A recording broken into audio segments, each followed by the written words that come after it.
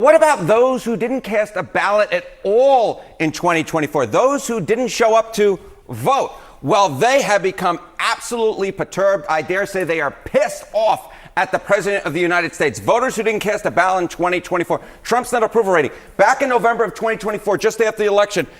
Look at his net approval rating. It was plus 4 points for his plans in office. But look at that. It is fallen. Yeah. Whoo! There you go, Sarah Seidner. That's the only sound you can make. It has fallen through the floor. Look at this. Minus 50 points on Trump's net approval rating among voters who did not, in fact, cast a ballot in 2024. That is, you don't have to be a mathematical genius, an over 50-point move against the president of the United States among those who are kind of like, meh, you know, in terms of voting in 2024. But now they are pissed off. Well, and that's the thing. The turnout can have a huge impact on who wins a race.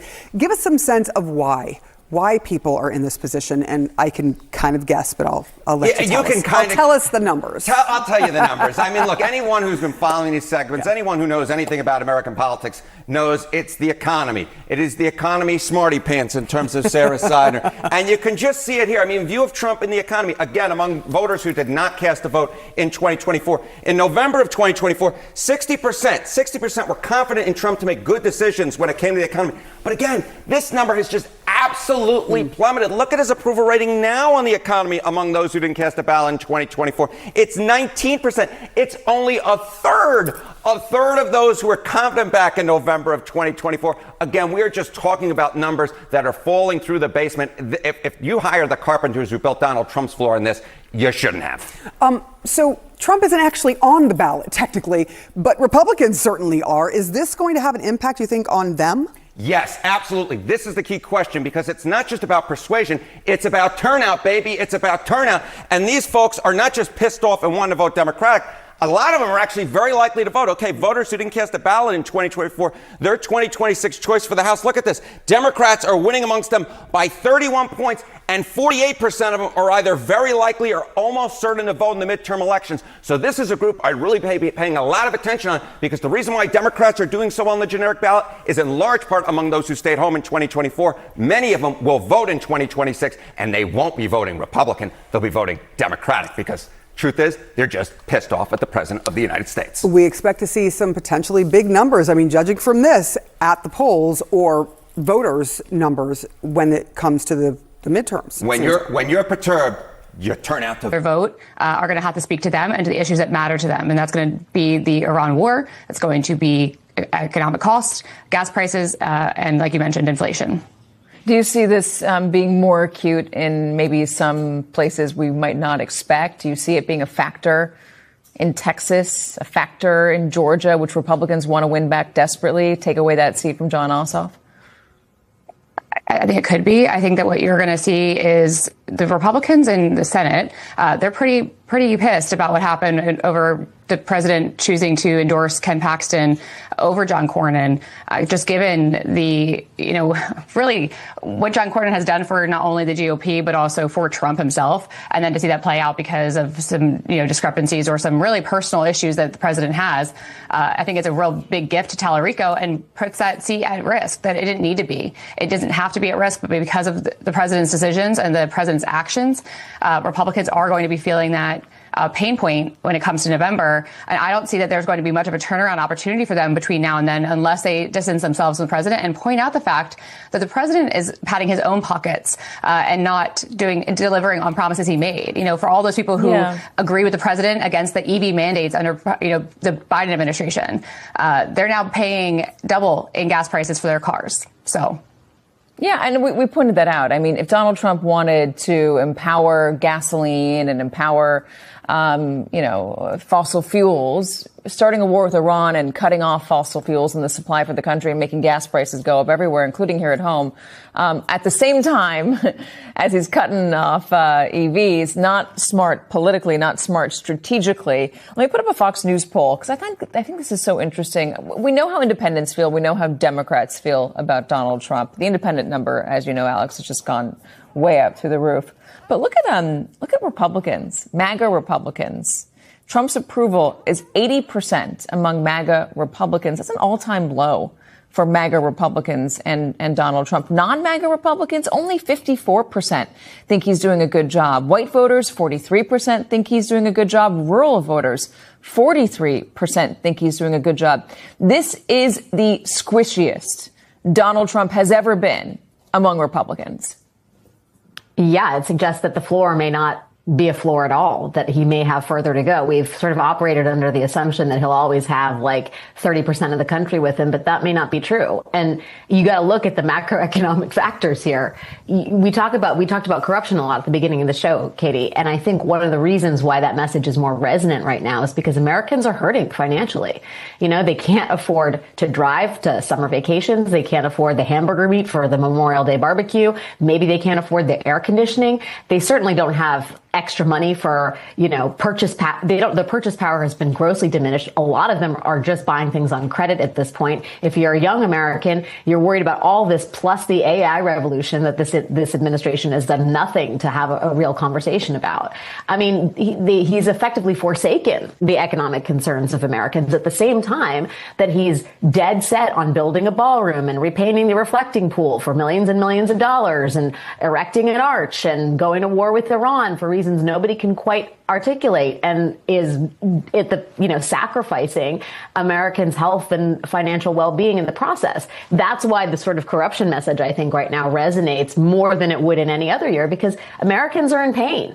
And if you go into the crosstabs of that polling that you just showed, if you go into, subsections of white, non-college educated voters, he's losing them in greater numbers than he had in 2024. Young people, he has a 19% approval rating among voters 18 to 29. I mean, he is hemorrhaging votes. The idea that he's going to hold on to the coalition that he had in 2024 with young people, independents, Latinos, young men of color, like they're all gone. And he's done nothing to keep them in the tent. Alex, do they stay at home or do they vote for the Democrat? I don't know. I mean, that's a good question. I think what you've seen in some cases with young, especially groups that were more traditionally Democrat that defected to Trump in 2024, is that they're willing to come back to Democrats. That doesn't mean that Democrats' job is done. I mean, I think they can ride the anti-Trump wave and should through November, but there are going to be huge questions about what the Democratic Party stands for on certain key issues if and when they once again control the gavel and if they are going for the White House. I mean, there needs to be a real circling of the wagons there so that people can understand what the Democratic Party is about beyond just a bulwark against the worst impulses of the Trump administration. Maura, look at this poll we have up here right now. Who do you want to control Congress? We'll put it back up.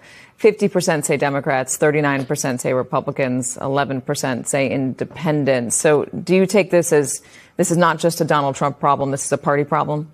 He does.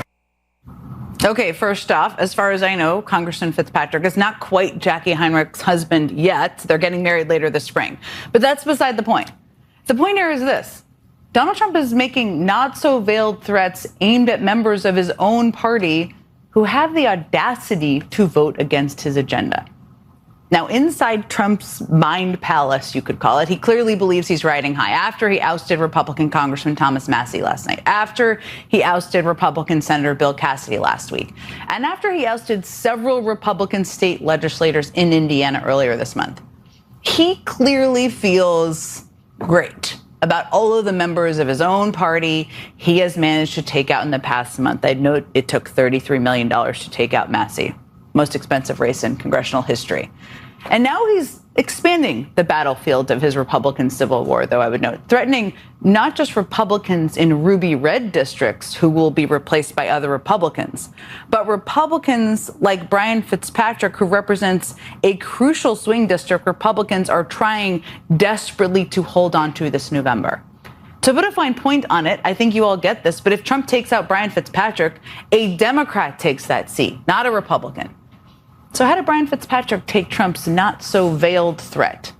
Did he cower in fear from a president who is bragging about the foes he's taken out from his own party?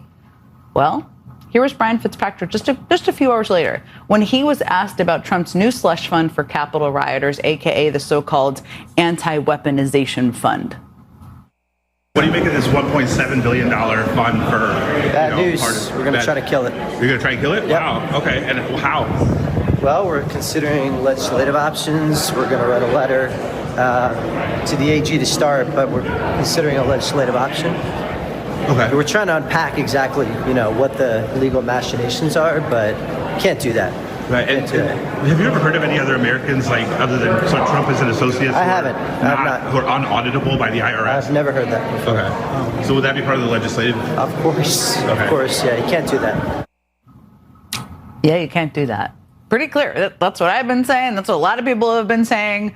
But Brian Fitzpatrick does not sound at all scared of Trump's threats. That was not a fearful guy. But before you give him any sort of profile and courage award, you should know that Brian Fitzpatrick represents a district that Joe Biden won by 3.5 points. He knows that no matter how much Trump thumps his chest, no matter how many times he threatens him, the people who he really has to fear are the general election voters in his district. Those are the people who have the power to take him from congressman to unemployed husband of a much younger Fox News reporter. That's almost certainly why today Congressman Fitzpatrick sent a letter to Acting Attorney General Todd Blanche demanding answers about Trump's new slush fund for Capitol rioters. And Congressman Fitzpatrick isn't just some random member of Congress trying to pick a fight with Trump. He sits on the powerful House Ways and Means Committee, which has oversight over the IRS.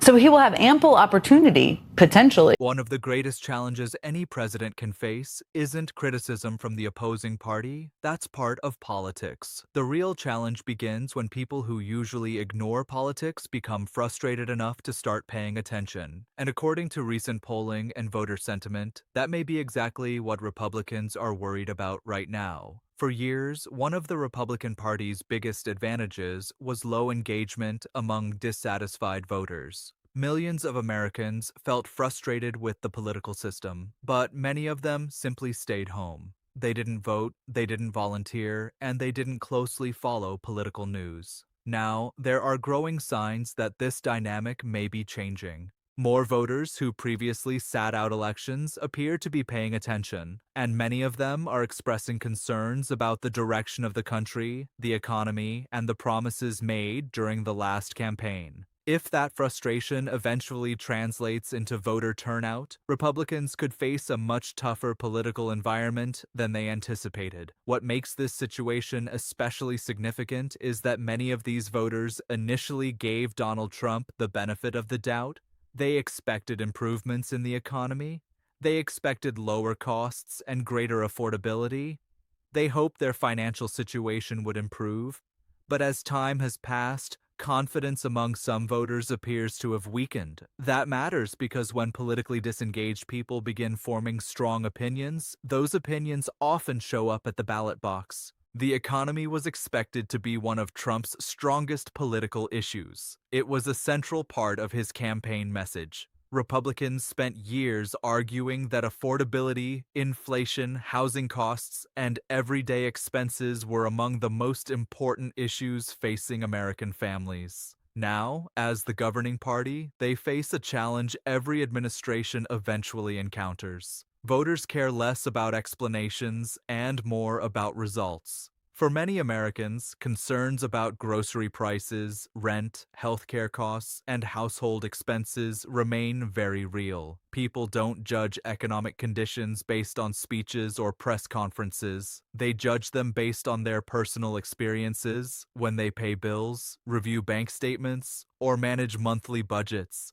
That's why economic frustration remains one of the most powerful forces in politics. Another concern for Republicans is that voter disappointment rarely stays focused on a single politician. It often affects the entire party. Congressional candidates feel it, Senate candidates feel it, governors, state legislators, and local officials feel it as well.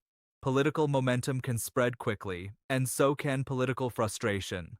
That's why turnout has become such an important concern. Elections are not won simply by convincing voters. They are won by motivating people to actually participate. If large numbers of previously disengaged voters decide to show up because they are unhappy with current conditions, the political landscape can change very quickly. Some Republicans appear to recognize this risk. Lawmakers representing competitive districts have become increasingly willing to distance themselves from parts of Trump's agenda. They are making calculations based on the realities facing their own voters and their own elections. This isn't necessarily about ideology, it's about political survival. Representatives in swing districts often face very different pressures than politicians in strongly Republican areas. They understand that independent voters and moderate voters can determine the outcome of close elections. Ultimately, the broader issue comes down to enthusiasm. Political coalitions remain strong when supporters are energized, optimistic, and motivated. They become vulnerable when excitement turns into disappointment and frustration. Right now, many voters appear less enthusiastic than they were during the campaign.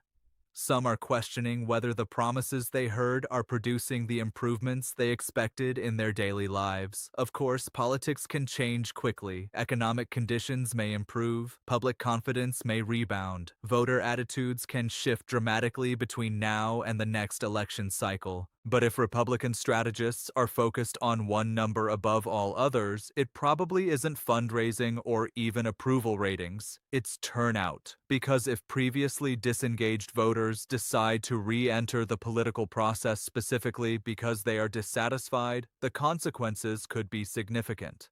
That's why stories like this attract attention.